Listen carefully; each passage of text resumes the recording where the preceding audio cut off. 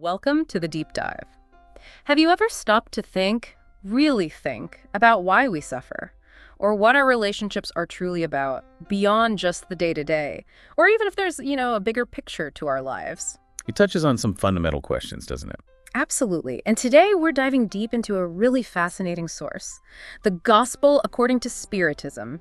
It's a key text in a spiritual philosophy suggesting, that spirits can communicate with us. Right, and through that communication, reveals some pretty profound insights about our purpose, our morals, our whole cosmic journey, really. This isn't just any old book. It's a serious exploration of these timeless questions. Offers a unique angle on existence, on morality, our place in it all. Exactly. It draws on ancient wisdom, but also presents what it calls new revelations.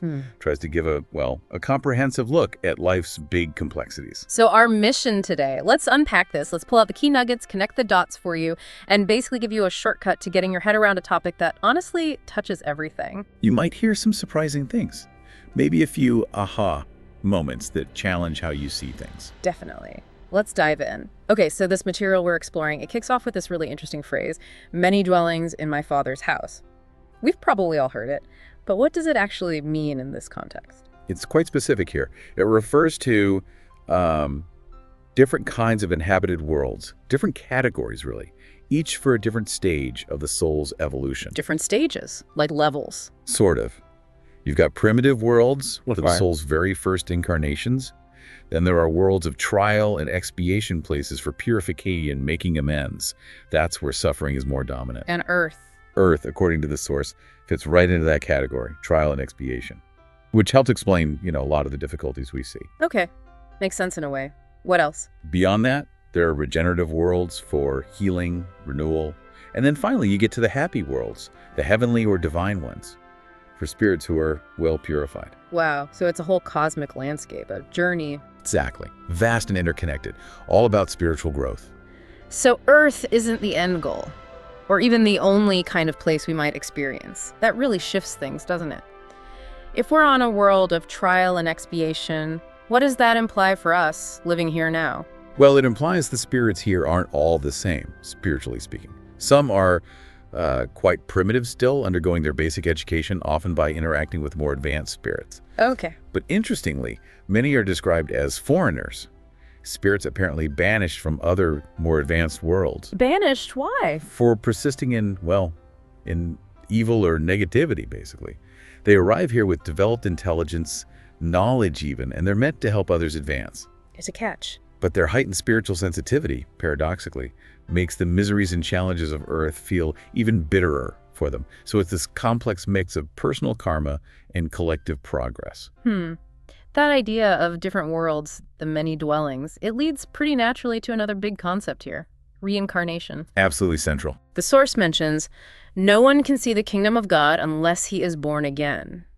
How does that connect? Is born again the same as reincarnation here? Essentially, yes. Yeah. The material clarifies that what some older Jewish traditions called resurrection, though not all, the Sadducees apparently didn't believe in it, is what Spiritism more accurately terms reincarnation.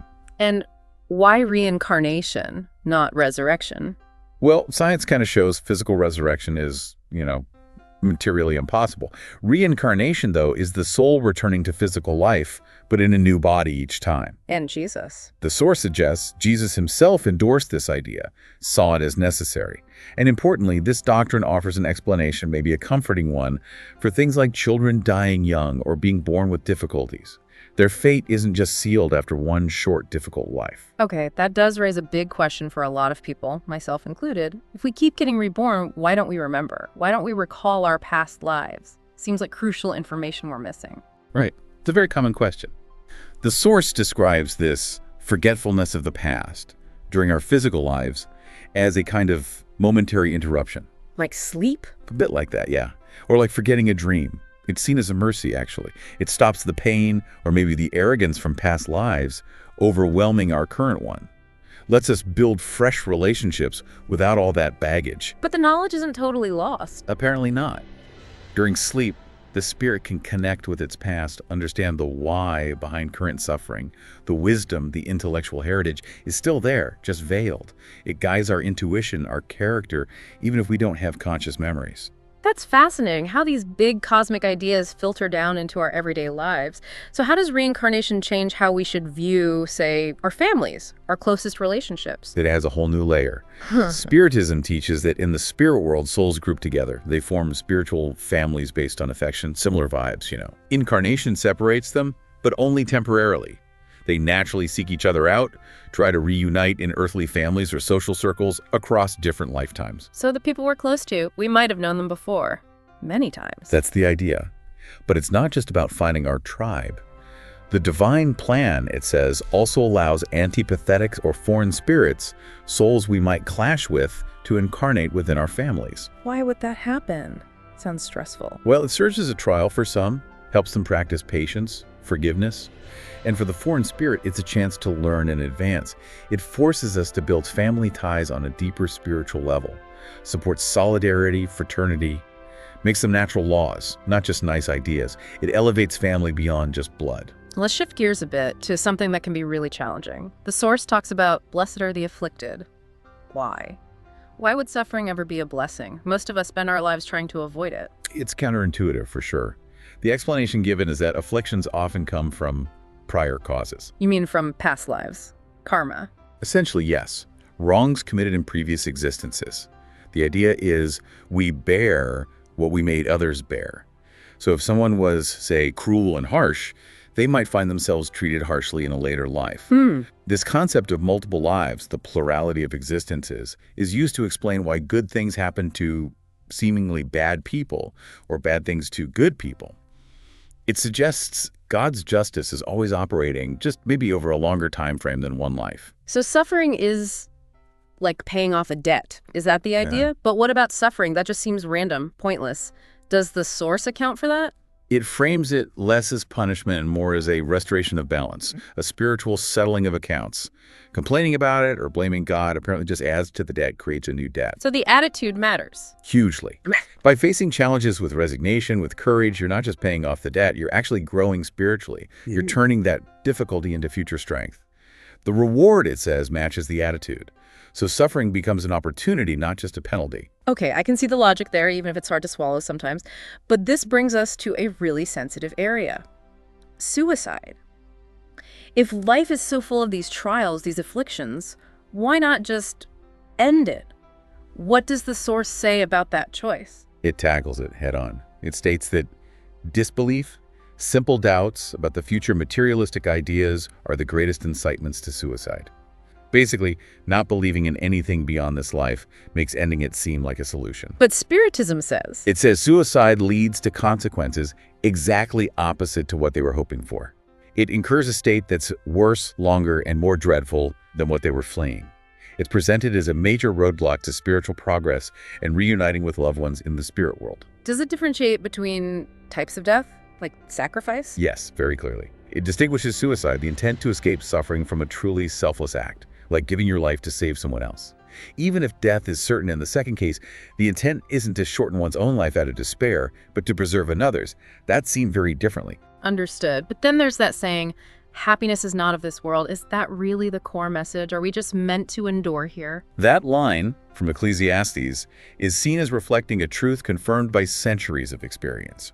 Earth, in its current state as a world of trial, entails only in exceptional cases the conditions needed for an individual's complete happiness. So it's not that happiness is impossible here. No, not impossible, but complete, unwavering happiness. That's rare here because this world's primary purpose, according to the Source, is trial and learning. True, lasting happiness is something that awaits in more favorable homes elsewhere. Those higher-order planets we might graduate to once we're sufficiently purified and perfected. It puts our earthly struggles in perspective. This deep dive also talks about Jesus as the consoling Christ. How does his role fit into all this? How does he offer comfort? Christ's mission, as interpreted here, was to teach humanity about faith in the future, trust in God's justice, and the path of love. The Source actually identifies Spiritism itself as the promised consoler Jesus spoke of. How so? By providing this deeper knowledge of things that enables humans to know where they have come from, where they are going, and why they are on the earth. It gives meaning to the struggle. It reassures us that our efforts, our sweat and miseries, aren't wasted. They form a treasure that will make you wealthy in the higher realms. That's a powerful source of consolation. Let's talk about putting this into practice. The Source emphasizes, "Blessed are the poor in spirit." What does that mean? It sounds almost weak by worldly standards. Right, but here, poor in spirit means humble. It means having no pretension of superiority or infallibility. It's about recognizing our own limitations. And why is that a blessing? Because, the Source teaches, those who are great in the spirit world are those who are small while on earth. Meaning, they focused on inner virtues like humility, compassion, simplicity, not outer status. Conversely, those who were greatest and most powerful while on earth, focused on wealth, titles, ego, are often found to be quite small spiritually.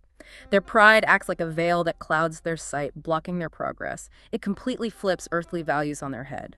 That's a powerful image. And perhaps the most famous teaching, universally recognized, is love your neighbor as yourself. How does this Source unpack that? It must go deeper than just being nice, right? Oh, absolutely. It's called the most complete expression of charity, and fundamentally, the law of love. It's not just about feeling, it's about doing. Doing unto others what you'd want them to do to you. And the purpose. The purpose is the destruction of selfishness.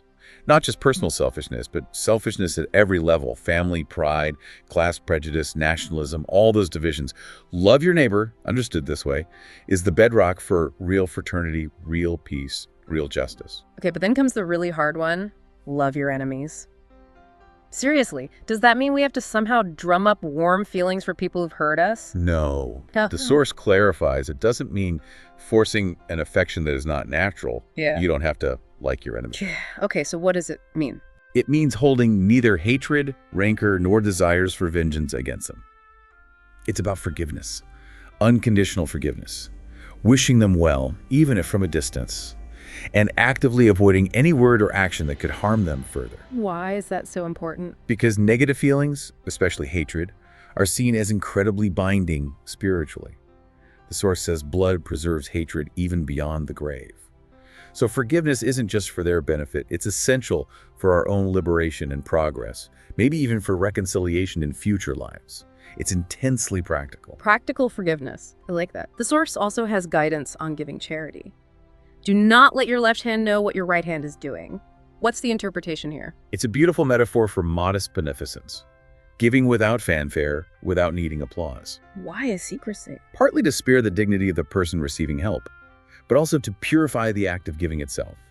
It encourages seeking out hidden misfortunes, the suffering people endure quietly, rather than just responding to public appeals, and it shifts the focus from the amount given to the spirit behind it. Like the widow's mite story. Exactly. The true measure isn't the size of the gift, but the sacrifice it represents. Giving from your need, not just your surplus. And crucially, giving without expecting recompense.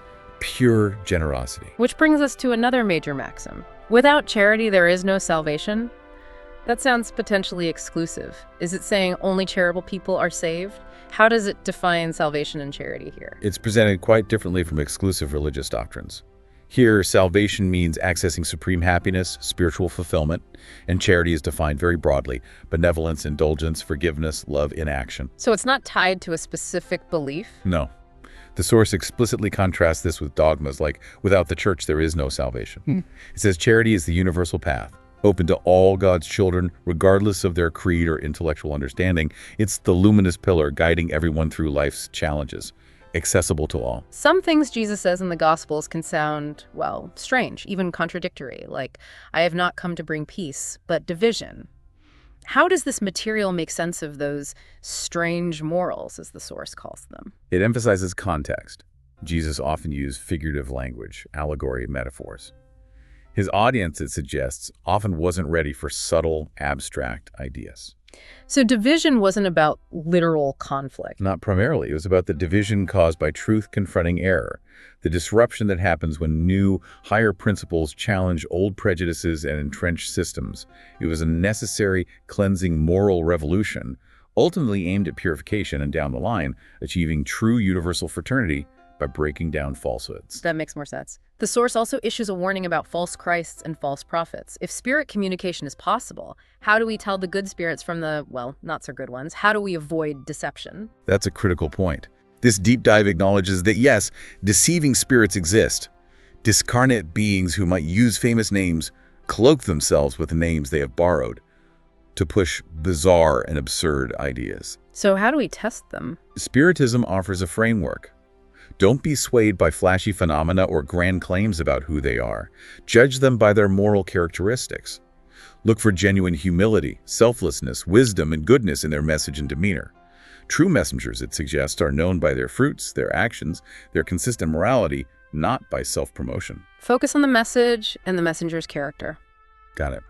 Finally, let's touch on faith moves mountains. What kind of faith are we talking about here? Is it just believing without question? No, definitely not blind faith. The source actually argues that blind faith, the kind that refuses to question or examine, produces the greatest number of disbelievers in the long run. So what's the alternative? Rational faith. Faith grounded in facts and logic. A faith where one believes because one is sure and no one can be sure unless they have understood. It's an active, conscious conviction. And this kind of faith moves mountains. It's seen as an innate sentiment, yes, but also a powerful lever. When you align your will, based on understanding and conviction with divine laws, you can achieve remarkable things, healing, overcoming deep-seated negative habits, making real change. It's the driving force, the mother of hope. A reasoned hope. That's compelling. And this all seems to be building towards something the source calls a new era. What exactly is that? How does it tie everything together? It's presented as a pivotal time. The time has come, the source declares, in which Christ's teachings must receive their completion. This means an era where science starts looking beyond the purely material, incorporates the spiritual element, where understanding deepens. And the result? It prepares the way for a profound moral revolution, a new crusade, not of conflict, but of apostles of universal peace. Earth itself is seen as evolving, shifting from its current state as an expiatory world towards becoming a regenerative world. So a planetary upgrade, in a sense. You could put it that way. The ultimate goal is for humanity as a whole to learn and practice the law of love, transforming Earth into, well, a terrestrial paradise. It's not just a distant dream, but a future we are actively participating in creating through our own spiritual progress. Wow. We have covered a lot of ground today. A truly deep dive from the soul's journey across worlds, the meaning behind suffering, to the immense power of humility, charity, forgiveness, and the hope offered by a rational faith looking towards this new era. It's quite a framework. Understanding these principles, seeing afflictions maybe as growth opportunities, realizing our spiritual connections run deeper than just one lifetime, seeing universal love as the goal, it does offer a different lens on life, doesn't it? A deeply consoling one, I think, and empowering, too. It suggests our struggles have purpose, our connections endure, and our actions matter immensely in the grand scheme of things. So the question for you, listening, is what does this all mean for you? How might this idea that much will be asked of him who has received much, meaning the more you understand, the more responsibility you have, how might that change how you approach your life, your interactions? What steps could you take, maybe starting today, to cultivate that tree of life, as the source puts it, to be a positive force, a worker of the Lord in your own way in your daily life? And here's a final thought to chew on. If complete happiness isn't really of this world right now, but the world is changing, evolving towards regeneration. How does this ongoing journey, fueled by these laws of love, charity, reincarnation, invite you personally to roll up your sleeves and participate, to actively help build that better future, not just for yourself, but for everyone, starting right here, right now?